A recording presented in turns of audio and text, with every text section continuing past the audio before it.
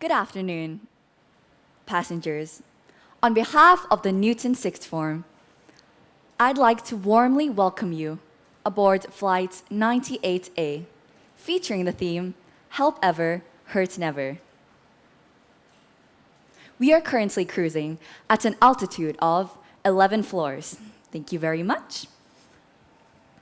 The weather in Bangkok is clear and the time is 4:44 p.m. I ask that you please direct your attention to the left, where our dedicated cabin crew will guide you through the flight today. Ladies and gentlemen, I will be the air hostess on your flight today. And people often say that I look just like the captain, but honestly, I look so much better. Anyways, there are 6 emergency exits on this aircraft. Please take your time to locate the exit closest to you. Should the cabin experience sudden pressure loss, remain calm. Oxygen masks will fall from the compartment above your seat. Place the mask over your mouth and nose, securing it with the elastic band. Make sure to put your own oxygen mask on before assisting others.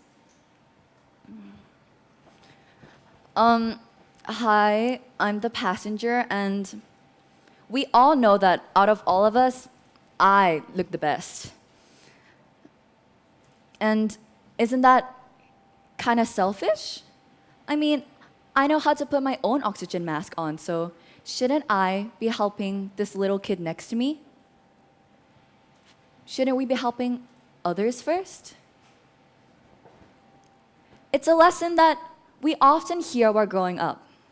We're taught to be kind, considerate, and mindful towards others. Lessons that shape how we interact with the world. I've definitely have had those thoughts persisting in my mind as well. Even when I first found out that the speech topic was help ever, hurt never, my first instinct was to talk about how helping people is a good thing to do. In which it is.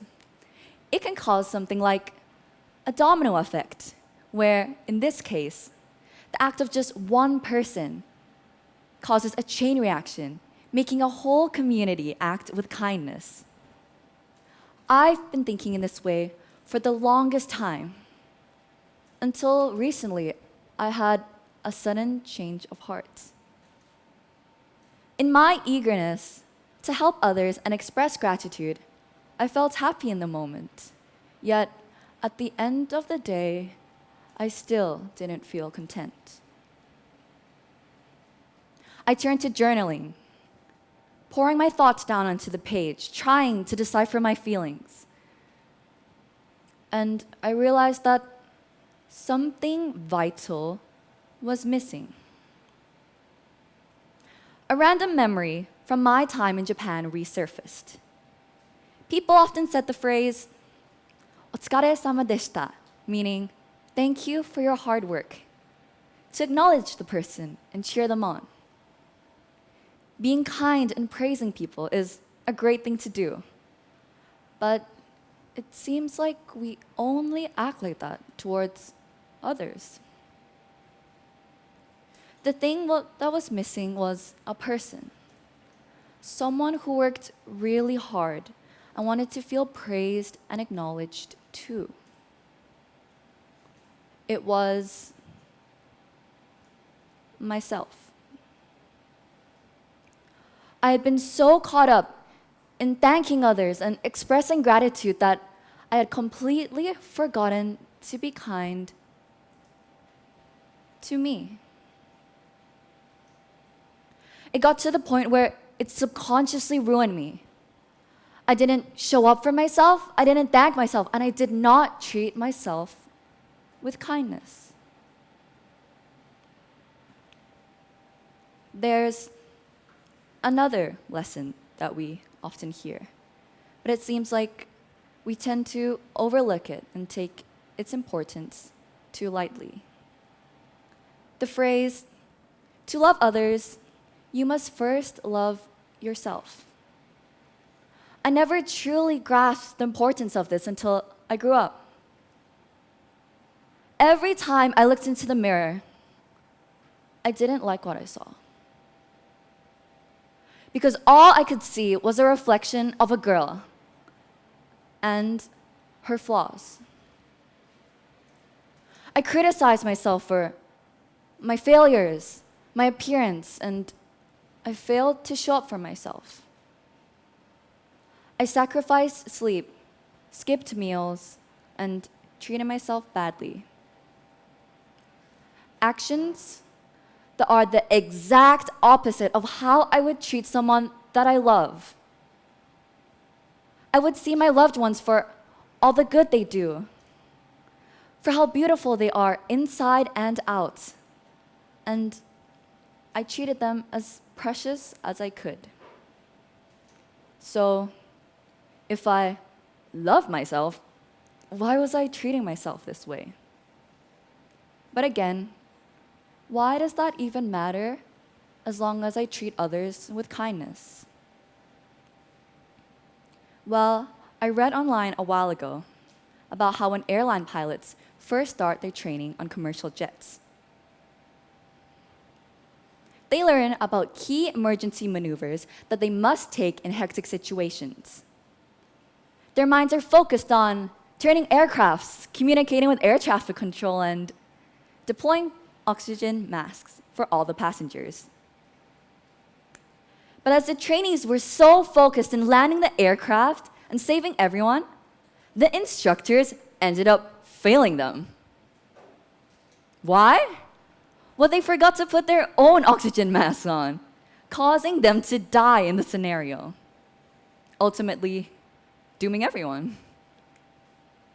This really puts into perspective how you can be so consumed in the act of saving others that you forget about your own survival. The same applies to all of us. If you fail to take care of yourself, you'll be in no shape to care for others. As Sir Maharaj once said, realize that your world is only a reflection of yourself, and stop finding fault with the reflection. Attend to yourself. Set yourself right mentally and emotionally. The physical self will follow automatically. If I was so relentless in criticizing myself, what was stopping me from extending that same exact judgments to others? My focus on my own flaws made it all too easy to see the imperfections in those around me. I was stuck in this loop of negativity that clouded my judgment and my perspective of the world. But what was I supposed to do? Please raise your hand if you've ever been on a plane before. Wow, so many hands, guys. Okay, please lower them. Anyways, imagine that you're boarding a flight, and since you're flying with the Newton sixth form, you got a premium window seat. That's my favorite.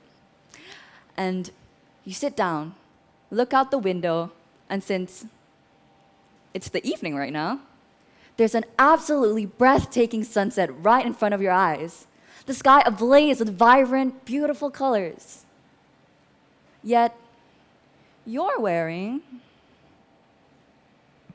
sunglasses. So all you can see is the beauty on a muted scale. Likewise, when our minds and hearts are clouded with negativity, our perception becomes distorted. We see the world as a reflection of ourselves.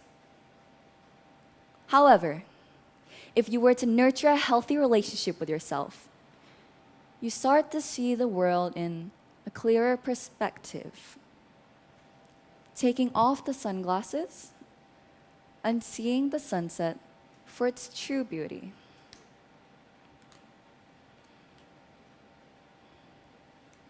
Focus on the journey, not the destination. Joy is found not in finishing an activity, but in doing it, by Greg Anderson. Self-love is a lifelong journey that requires practice, patience, and a willingness to confront your fears. Once I realized that I no longer wanted to be stuck in this negative cycle, it was time that something had to change. I took my time to focus on myself. Slowly, I learned to be kinder, more empathetic, and compassionate towards myself. This growth allowed me to extend these same traits towards other people, because we cannot give what we do not have. Loving yourself makes you realize that the love you seek to give others must first bloom within you. That ultimately, change begins within you.